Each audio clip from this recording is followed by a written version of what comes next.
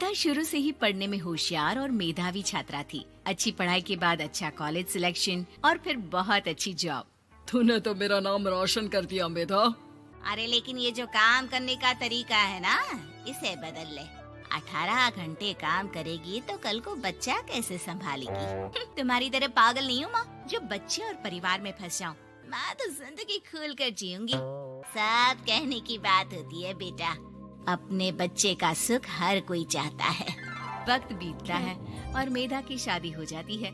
शादी के कुछ सालों में ही मेधा एक सुंदर से बेटे की माँ बन जाती है। अरे यार, मेरी मैटरनिटी लीव खत्म हो रही है, क्या करे? माँ भी नहीं आ सकती, कैसे मैनेज करूँ?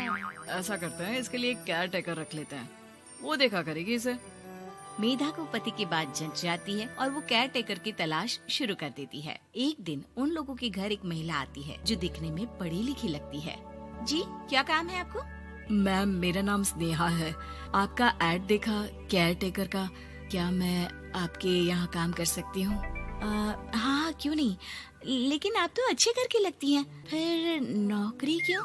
दरअसल मेरे ससुराल वालों ने मुझे घर से निकाल दिया क्योंकि मैं माँ नहीं बन सकती और माता पिता भी नहीं है इस दुनिया में। तो अरे कोई बात नहीं, तुम लक्ष्य को ही अपना बच्चा समझो और यहीं रहना, और किसी भी चीज की जरूरत हो ना तो बता देना। नेहा खुशी खुशी लक्ष्य को संभालने लगती है। रात को जब मेधा घर पर आती है, अरे क्या बात है स्नेहा, तुमने खाना नहीं खाया क्या?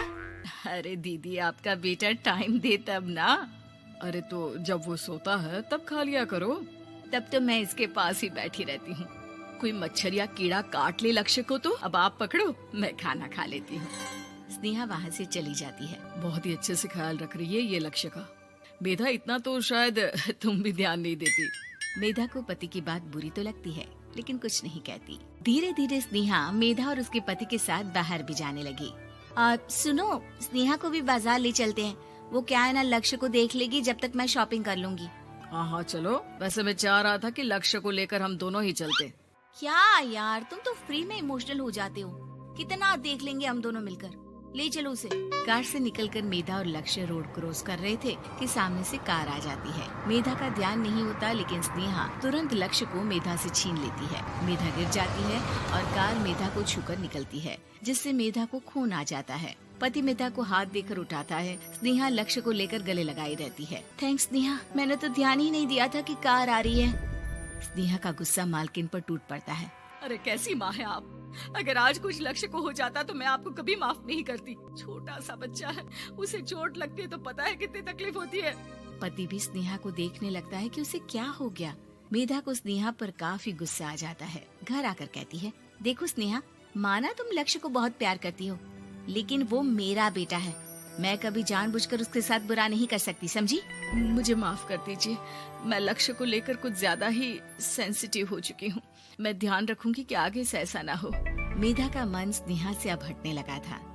एक शाम मेधा ऑफिस से घर आती है कि लक्ष्य उसे दिखाई नहीं देता और ना ही स्नेहा। वो स्नेहा के कमरे में जाती है जहाँ दोनों सो रहे होते हैं।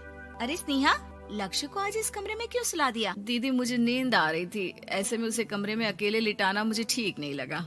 मेधा बच्चा उठाने लगती है कि स्नेहा टोक देती है। रहने दीजिए ना दीदी, सो रहा है, फालतू में नींद खराब हो जाएगी। मेधा को गुस्सा आ जाता है और वो बच्चा उठाकर वहाँ से चली जाती है। अगले दिन मेधा स्नेहा को बुलाती है, साथ में एक और लड़की खड़ी होती है। स्नेहा, अब तुम अपना कुछ और देख लो, हम लोगों को नई केयर टेकर मिल गई है, तुम इस हफ्ते घर छोड़ देना। स्नेहा का मन लक्ष्य को छोड़ने का नहीं करता, लेकिन नौकरी तो नौकरी होती है ना। स्नेहा घर से चली जाती है। धीरे धीरे महीने और साल बीतते जाते हैं और लक्ष्य एक नौजवान लड़का हो जाता है। लक्ष्य, आज मुझे मंदिर जाना है, ले चलोगे? ठीक है माँ, एक काम करके अभी वापस आता हूँ, तब तक आप और पापा दोनों तैयार हो जाइए। दोनों तैयार होकर बैठ जाते हैं लेकिन लक्ष्य काफी देर तक नहीं आता। अरे मेधा, फोन तो करो लक्ष्य को, देखो क्या हो गया उसे। मेधा फोन करती है तो पता चलता है कि लक्ष्य का एक्सीडेंट हो गया है और वो सिटी अस्पताल में है। जल्दी चलिए, पता नहीं कैसा होगा मेरा बेटा। अरे चिंता ना करो, सब ठीक होगा, मैं अभी कार निकालता हूँ। दोनों मियाँ बीवी अस्पताल पहुँचते हैं जहाँ वो लोग देखते हैं कि लक्ष्य बिस्तर पर पड़ा होता है। एक महिला इन्हें यहाँ लेकर आई है, वो वहाँ बैठी है, लेकिन फिलहाल तो आप लोगों को इनके लिए किडनी का प्रबंध करना होगा। एक्सीडेंट में इसकी किडनी डैमेज हो गई है। मेरी ले लीजिए डॉक्टर साहब, मेरे बेटे को बचा लीजिए। नहीं नहीं, आप माँ हैं, आपकी नहीं ले सकते, पिता की भी नहीं। आप किसी रिलेटिव या दोस्त से पता कर लें और हाँ थोड़ा जल्दी करें क्योंकि देर होने से मामला बिगड़ सकता है। मेधा बैठकर रोने लगती है कि वहाँ डॉक्टर आ जाते हैं। जिस औरत ने आपके बेटे को यहाँ भर्ती कराया था वो अपनी किडनी आपके बेटे को देना चाहती है। कौन है वो? कहाँ है वो? तभी वहाँ स्नेहा आ जाती है। स्नेहा तुम? मैं लक्ष्य को पहचान नहीं पाई थी, लेकिन आप लोगों को देखकर समझ गई कि ये लक्ष्य है, इसलिए वापस आ गई। मैं अपनी किडनी आपके बेटे को देना चाहती हूँ।